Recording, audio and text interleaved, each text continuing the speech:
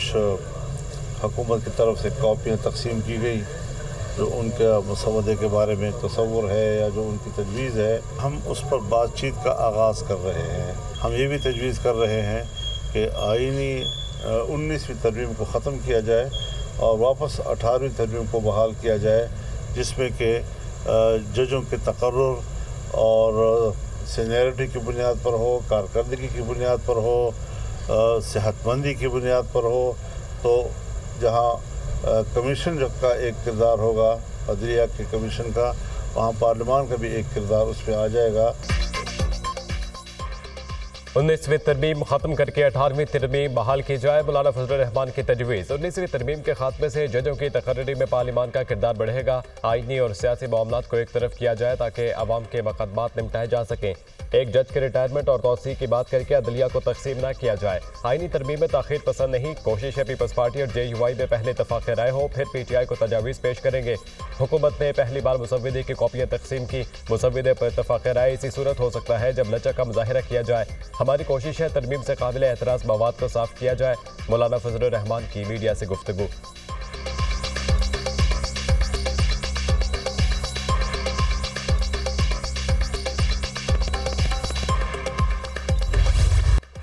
तहरीक इंसाफ के शंघाई ताउन तंजीम के सरबराही इजलास के मौके पर एहतजाज की कॉल। 15 अक्टूबर को डी चौक इस्लामाबाद में भरपूर एहतजाज का ऐलान कर दिया। पाकिस्तान तहरीक इंसाफ की सियासी कमेटी के हंगामी इजलास का एलामिया जारी कर दिया गया। मरकज से निचले तरीन सतह तक तमाम तंजीमी जिम्मेदारान और विंग्स को डी चौक एहतजाज की तैयारियों को हतमी शक्ल देने की हिदायत कर दी गई। 15 अक्टूबर को डी चौक एहतजाज की तैयारियों के पेश नज़र पंजाब के अजला में एहतजाज मनसूख कर दिया गया। ऐसे मौके पर तहरीक इंसाफ को एहतजाज करने की ज़रूरत नहीं। ये मौका मुनासिब नहीं और ये इनके अपने मफाद में भी नहीं जाता। यकीन नहीं आता है मुल्क की इतनी बड़ी सियासी जमात ऐसा फैसला कर सकती है। सीनियर तज्ज़ियाकारों के दुनिया न्यूज़ के प्रोग्राम थिंक टैंक में गुफ्तगू।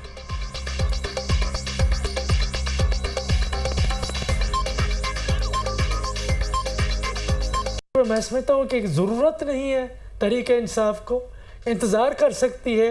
अगर तड़प रहे हैं कि कभी तहरीक को जारी रखना चाहिए तो ये मौका, महल, जगह मुनासिब नहीं है उनके लिए और ये उनके अपने मफाद में नहीं जाता। वहम गुमान में भी नहीं है कि कोई पॉलिटिकल पार्टी जो मुल्क की सबसे बड़ी पॉलिटिकल पार्टी हो वो ऐसा कर सकती है, ऐसा सोच सकती है या ऐसा करने जा रही है। बिल्कुल तवक्को से बाहर। 15 अक्टूबर को एहतजाज की कॉल साबित करती है ये मुल्क दुश्मन है। PTI सियासी जमात नहीं, मुल्क दुश्मन जमात है। पाकिस्तान की तरक्की के लिए SCO कॉन्फ्रेंस बहुत अहम है। ये लोग फस्तायत फैला रहे हैं। पाकिस्तान को बदनाम करने की इजाज़त नहीं दी जाएगी। रहनुमा मुस्लिम लीग नून राना सनाउल्लाह की दुनिया न्यूज़ से खुसूसी गुफ्तगू।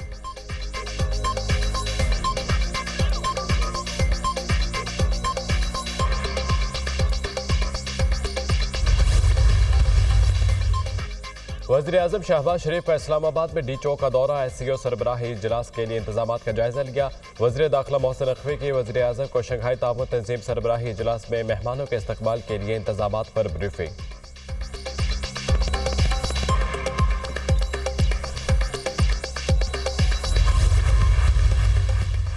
15 अक्टूबर के एहतजाज में हमारी क़यादत होगी। हर शरारत की जिम्मेदारी सिर्फ हुकूमत होगी।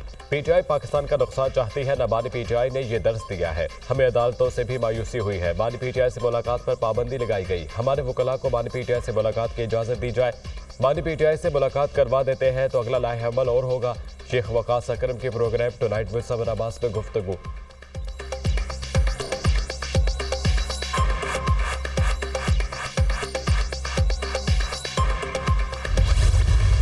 लश्करकशी हो रही थी एक सूबे की तरफ से, वफाक के ऊपर जो हमला किया जा रहा था, मैं समझता हूँ कि न सिर्फ वो सरीहन गैर आइनी था, गैर कानूनी था, लेकिन आपने अपनी जुर्रत, बहादुरी और पाकिस्तानी सोच के तहत आपने उनके मंसूबों को आपने खाक में मिलाया। मैं आपको सलाम पेश करता हूँ। पेट्रोल बम और गालम गलोच जनूबी जत्थे का वो वतीरा बन चुका है। मुल्क में जत्थे विफाक पर चढ़ाई कर रहे हैं। एक सूबे की तरफ से विफाक पर हालिया दिनों में हमले किए गए। मुल्क का इमेज खराब करने की कोशिश की गई। इनकी ख्वाहिश थी यहाँ लाशें गिरे और मुल्क में फसाद फैले। वज़ीर-ए-आज़म के नाम लिए बगैर तहरीक इंसाफ पर कड़ी तनकीद। 2014 में डी चौक पर 7 माह तमाशा लगा रहा। डी चौक पर फसादियों ने दिन रात फसाद बर्पा किए रखा। 2014 में एक तमाशे की वजह से चीनी सदर को दौरा पाकिस्तान मुलतवी करना पड़ा।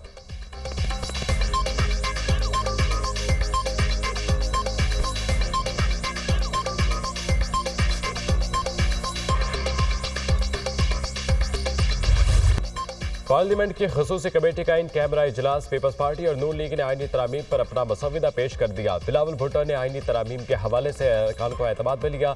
हम सबको इत्तफाक राय के लिए लचक दिखाना होगी। ये पार्लियामेंट की बालादस्ती और जमहूरियत के लिए अहम कानून साजी है। इसमें किसी एक शख्स को फायदा देने वाली कोई सोच नहीं। हम सब इदारों की मजबूती चाहते हैं। फर्द वाहिद के पास सब इख्तियारात मसाइल पैदा करते हैं। चेयरमैन पीपल्स पार्टी बिलावल भुट्टो की गुफ्तगू। तरामीम में बताया गया कि जुडिशल कमीशन के अख्तियार और फॉर्मेशन क्या होनी चाहिए, आईनी अदालत का क़याम और जजों की ट्रांसफर कैसे होगी। खुसूसी कमेटी का इजलास आज फिर होगा। वज़ीर कानून आज़म नज़ीर तारिक।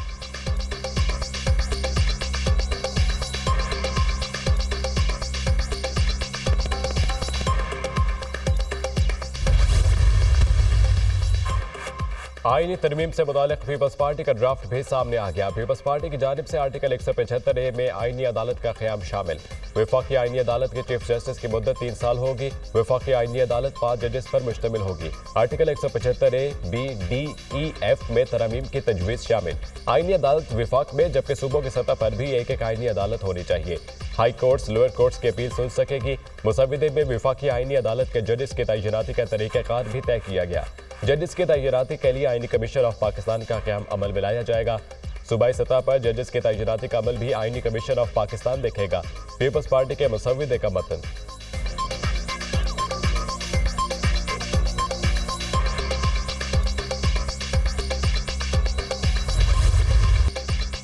बलूचिस्तान में कोयले की कानों पर मुसल्लह अफराद के हमले में 21 कारकुनों का कत्ल। दहशतगर्दों की माली मुआवनत में भारत के मुलविस होने के शवाहिद मौजूद। दहशतगर्दों का एजेंडा बलूचिस्तान की तरक्की को रोकना है। दफाई माहिरीन। दुक्की में बेगुनाह मेहनत कशों का खून बहाया गया। बलूचिस्तान को गैर मुस्तहकम करने के लिए पैसा इस्तेमाल किया जा रहा है। हमें बलूचिस्तान के अवाम के लिए सियासी हल निकालना होगा। वफाकी वजीर जाब कमाल।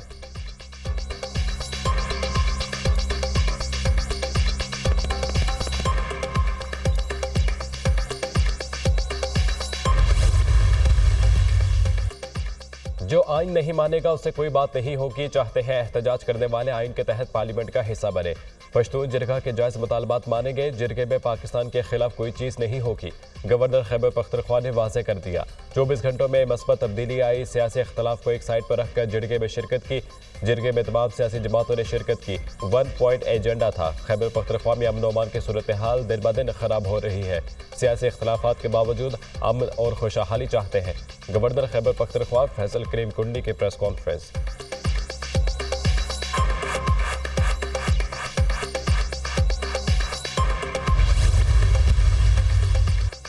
सदर आसिफ जरदारी की रूसी हममनसब व्लादिमीर पुतिन से मुलाकात। दोनों रहनुमाओं का दो तरफा ताल्लुकात मजीद मजबूत बनाने की जरूरत पर जोर। सदर जरदारी और रूसी सदर में खुशगवार जुमलों का तबादला हुआ।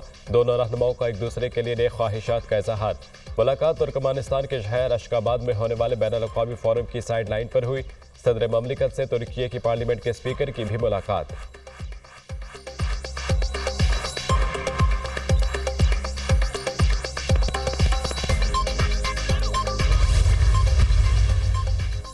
पाकिस्तान के साथ मफाहमत की यादाश्तों पर दस्तखत किए। बिजनेस टू बिजनेस मुलाकातें सूदमंद साबित हुई हैं। तिजारती वफूद के दरमियान बातचीत भी मौसर रही। पाकिस्तान की आला क़यादत से खुशगवार मुलाकातें हुई हैं। दौरा दोनों ममालिक के बरादराना ताल्लुकात में मजीद इजाफे का बायस बनेगा। पाकिस्तान सऊदी अरब के ताल्लुकात मुस्तक़बिल में मजीद मजबूत होंगे। सऊदी वज़ीर सरमायाकारी खालिद बिन अब्दुल अजीज़ का तकरीब से खिताब।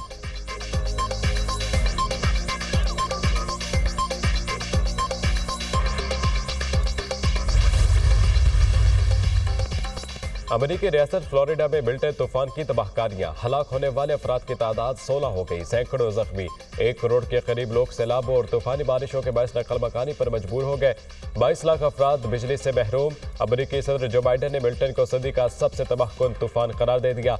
तूफान से $50 अरब से जायद का नुकसान हुआ है। सदर जो बाइडन।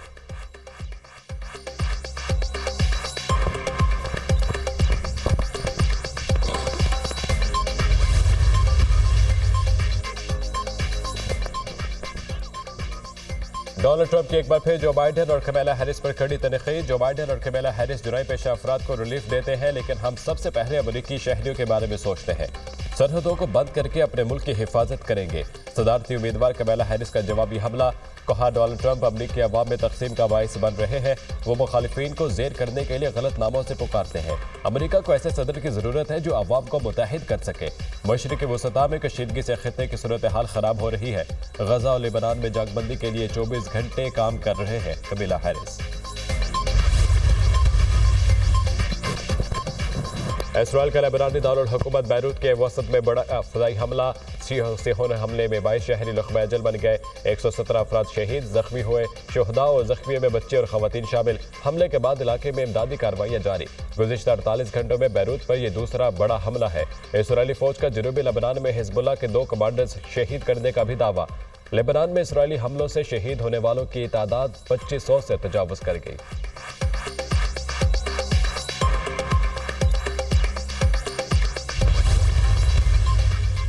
हिज़्बुल्लाह का इसराइल पर जवाबी वार। दारुल हुकूमत तल अवीव, हैफा और शिमाली इसराइल पर 100 से ज़ायद रॉकेट दाग दिए। Israeli air defence command base पर भी ड्रोन हमला। फौजी अड्डे पर हमले से इसराइल का बड़ा नुकसान हुआ, हिज़्बुल्लाह का दावा।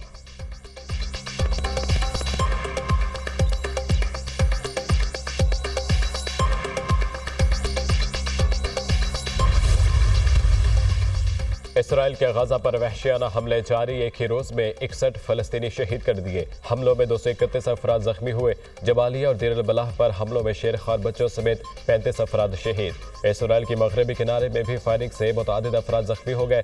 गजा में शुहदा की मजमूई तादाद 42,126 हो गई। 98,117 अफराद जख्मी।